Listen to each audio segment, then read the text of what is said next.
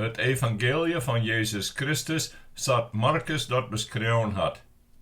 Haadstik 1. Hier begint het evangelie van Jezus Christus, de Zoon van God. In het boek van profeet Jesaja staat: "Sjoch, ik stuur mijn boodschapper voor jou uit, zei God. Die moet jou reis tarrieden. Der ropt een stem in de woestijn.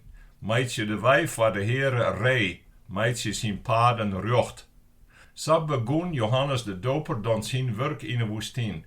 Hij preke dat ze haar als teken van bekering dopen laten moesten. God zou haar dan de zonden verjaan.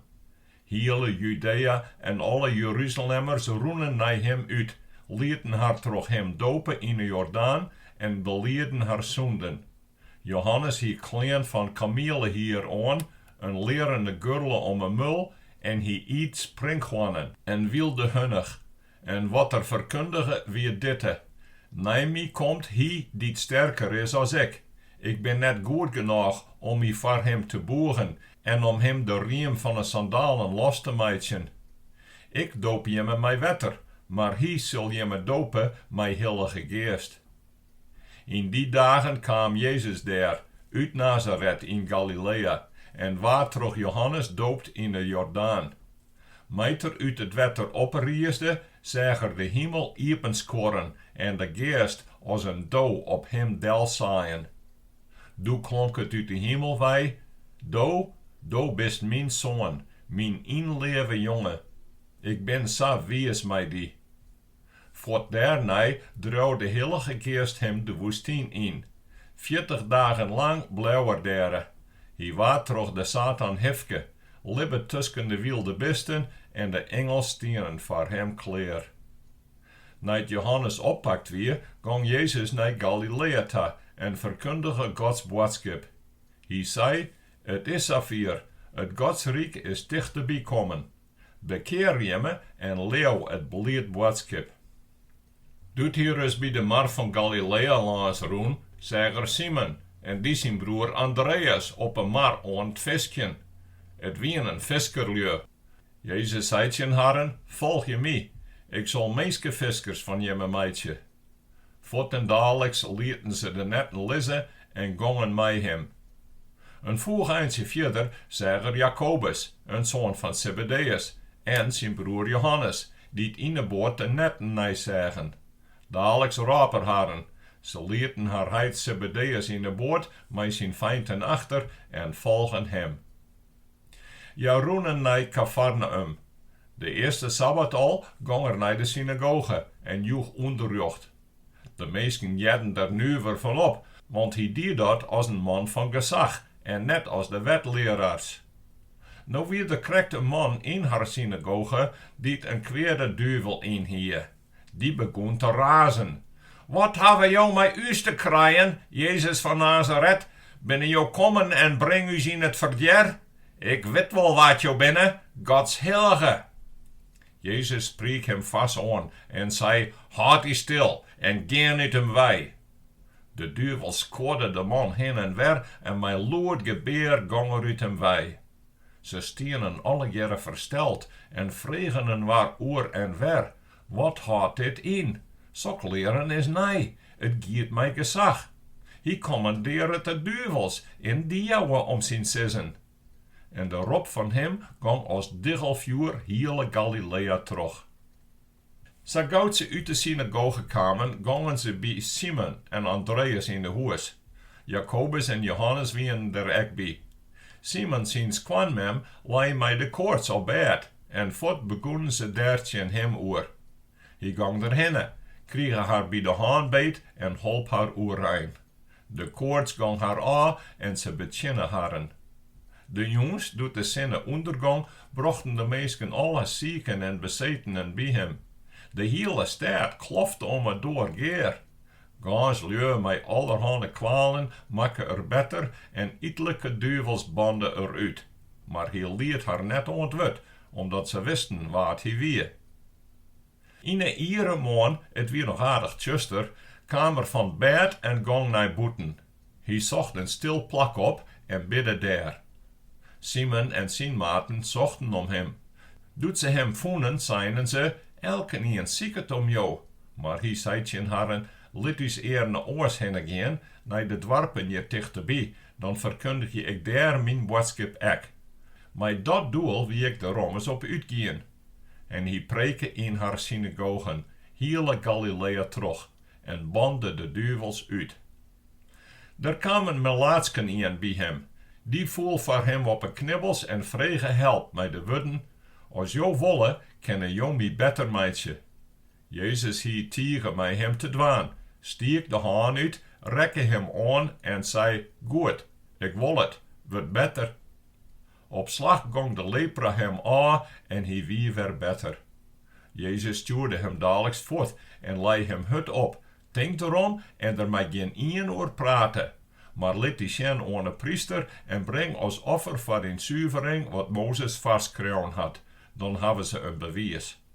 Maar de man hie hem nog maar amper aanjoen of hij begon er druk oer en die oer al zijn verhaal. Jezus koe daarom net meer openlijk de stad in. Zat waren de blauwe boeten uit, op eenzame plakken. Lieke goed kwamen de meesten van alle kanten naar hem toe.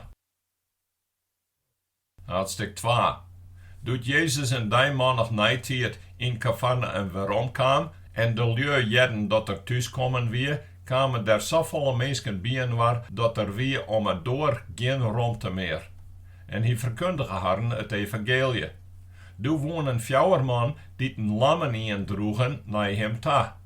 Maar omdat ze vanwege al dat volk net aan hem toe komen konden, met de lammen, maakten ze boppen het plak dat hij stier een gat in het dak. Daar lieten ze het bed met de lammen troch in een zakje.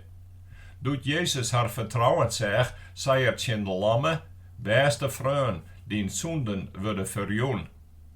Nou zitten er een paar wetleraars bij en die vregen haar zelfs aan. Wat docht die man zat te praten?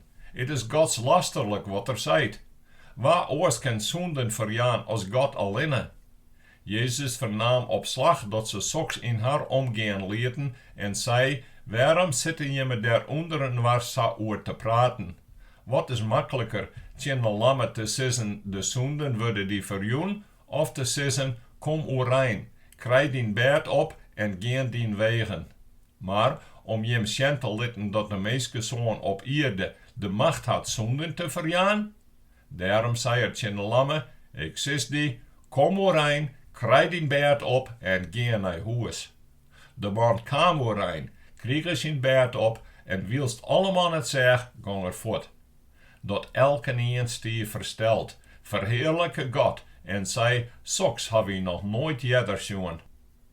Doet er weer eens bij de marwâl kwam alle volk naar hem toe en hij leerde haren. In het Begjin zag er Levy, de zoon van Alfeus, bij zijn tolhuis zitten en hij zei tegen hem, volg je mij? En hij volgde hem. Doet Jezus bij Levy aan huis weer, leenen ek vrij wat tolgadders en minvolk met Jezus en zijn leerlingen aan tafel. Daar wienen al gans mensen die hem volgen. Doet de wetleraars die bij de fariseërs jedden zeggen dat hij met zoenders en tolgadders eet, zijn ze tegen zijn leerlingen, wat? Eet hij met zoenders en tolgadders? Jezus jedde dat en zei tegen haren, zo'n mensen hebben geen verlet van een dokter. Zieken wel. Ik ben net komen om deugdzame mensen te roepen, maar zoenders. De leerlingen van Johannes en van de fariseërs holden rust vasteldij. Ze kwamen bij hem en zeiden, waarom vast je de leerlingen van Johannes en die van de fariseërs al, en jou is net? Jezus antwoordde haren, kunnen bruiloftsgasten vaak vastje, zolang als de bruigeman in haar vermidden is? Zolang de bruigeman bij haar is, kunnen ze geen vasteldij houden. Maar er komen dagen dat de bruigeman bij haar een wijnnommen is, en dan, die dijs, zullen ze vastje. Geen zet een nieuwe wollen lapen in een oude wollen mantel. Dan skot het nieuw inzette stuk bij het krimpen los van het oude en er komt nog slimmer score van. Geen doch nieuwe wien in oude sekken. Dan scoren de sekken troch de wien uitenwaar en er binnen en wien en sekken wij. Nee, nieuwe wien moet in nieuwe sekken. Doet hier is op een sabbat troch de naadvelden roen, begonnen zijn leerlingen onderwijs ieren aan te tappen. De fariseërs zeiden tegen hem, "Sjoch nou eens, wat nog is er daar? Dat mij net op een sabbat." Hij zei tegen Herren, "Hebben jullie dan nooit lezen wat David die, doet die er slim vastzit en hij mij zijn maten honger hier? Hoe er doe in de tijd van hege priester Abjatar het heiligdom ingang, de toornbreën opeet, dat alleen de priesters van eten maaien, en hoe er ek die bij hem wienen daarvan joeg. En hij zei ek nog tegen Herren, de sabbat is er komen om een meeske, en de meeske net om een sabbat. Daarom had de meeske zoon het ek oer de sabbat te sissen." Haadstik 3. Jezus kwam weer eens in een synagoge en deze keer weer er een man met een lamme haan. Ze zochten Jezus en joegen scherp acht of er ek beziekje zou hem op een sabbat beter te meitsje, om dan een aanklacht tegen hem te hebben.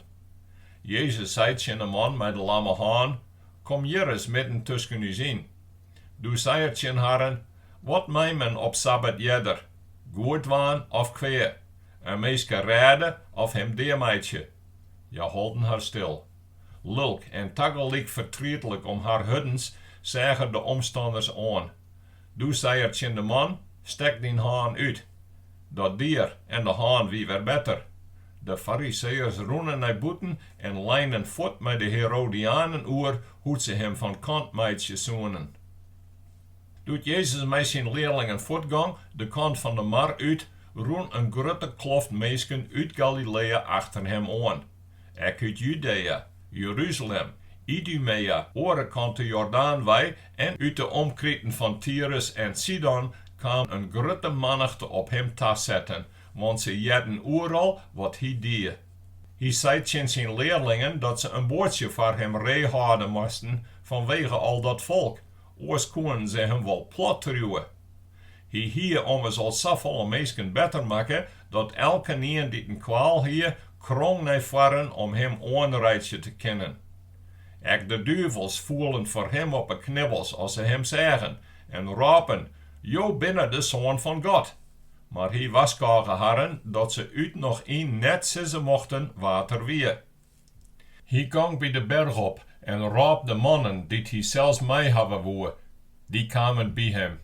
Hij wies de 12 aan, die er ek apostels neemde. Ze moesten bij hem blijven, hij woe haar daarop uitsturen om te preken. Ja, kregen ek de macht om duivels uit te bannen. Zo wiesde er dan de 12 aan, en hij joeg Simon de naam Petrus. Verder wienen het Jacobus, de zoon van Zebedeus, en Johannes, Jacobus zijn broer. Die twee joegen de naam Boanerges, wat tongermannen betjut. Dan Andreas, Philippus, Bartholomeus, Matthäus, Thomas, Jacobus, de zoon van Alfeus, Thaddeus, Simon de Cananeer en Judas Iscariot, de man die Jezus verred had. Hij kwam in de huis en er wie weer zoveel volk bijeen was dat ze konden net eens eten. Doet zijn eigen volk dat jedde, bezochten ze hem mee te nemen, want ze meenden dat het hem troch roen. De wetleraars die uit Jeruzalem wij del komen wenen, hieren zijn, hij had Beelzebul in. En, met help van de opperduivel druwt er de duivels uit. Doe roeper haren bij hem en zei troch de wij van een gelijkenis, hoe kan Satan nou Satan uitbannen? Als een rijk inwendig verdeeld is, dan kan dat rijk geen staan houden. Als een huis inwendig verdeeld is, dan kan dat huis geen staan houden. En als de Satan tegen hemzelf in opstaan komt en verdeeld is, dan kan er geen staan houden, maar is er op einkomen. Nee, geen een kan in het huis van een sterke inkomen en hem zijn huisrie aanstellen, als er de sterke man net eerst vastbindt. Dan pas kan er zijn huis leegstellen. Ja, dit zeg ik je, alles zal de meesten verjoen worden, alle zonden en kweellaster. Wat voor kweellaster ze ek zijn hebben, maar als een lasteret zijn de Heilige Geest, die wordt het in der eeuwigheid net verjoen. Hij zit met een eeuwige schuld. Ze hieren om het zijn, Hij had een kwade duivel in. Op een keer kwamen zijn mem en zijn broren. Ze bleven buitendoor staan en stuurden een naar hem toe om hem te roepen. Daar zie het gans volk om hem heen en ze zeiden tegen hem: Jo mem en jo broren en zusters vregen buitendoor om jou. Jezus antwoordde haar: Waar is mijn mem? Waar binnen mijn broren? Doe zeggen het heer oer en zei: Sjoch, dit is mijn mem, dit binnen mijn broren. Waar het docht wat God wil, die is mijn broer, mijn zuster, mijn mem.